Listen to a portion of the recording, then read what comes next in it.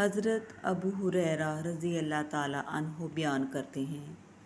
رسول اللہ صلی اللہ علیہ وآلہ وسلم نے فرمایا، جس شخص نے کسی مومن سے دنیا کی کوئی تکلیف دور کی تو اللہ اس سے قیامت کے دن کی کوئی تکلیف دور فرما دے گا۔ جس شخص نے کسی تنگ دست پر آسانی کی تو اللہ اس پر دنیا و آخرت میں آسانی فرمائے گا۔ جس نے کسی مسلمان کی عیب پوشی کی تو اللہ اس کی دنیا و آخرت میں عیب پوشی فرمائے گا۔ اللہ بندے کی مدد فرماتا رہتا ہے جب تک بندہ اپنے بھائی کی مدد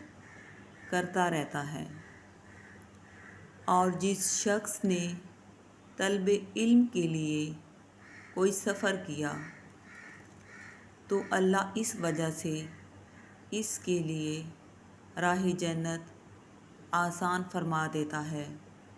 اور جب کچھ لوگ اللہ کے کسی گھر میں اکٹھے ہو کر اللہ کی کتاب کی تلاوت کرتے ہیں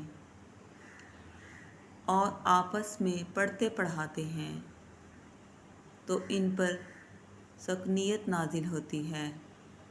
رحمت انہیں ڈھانپ لیتی ہے، فرشتے انہیں گھیر لیتے ہیں اور اللہ اپنے پاس فرشتوں میں ان کا تذکرہ فرماتا ہے،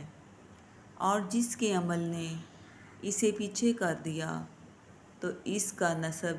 اسے آگے نہیں بڑھا سکے گا۔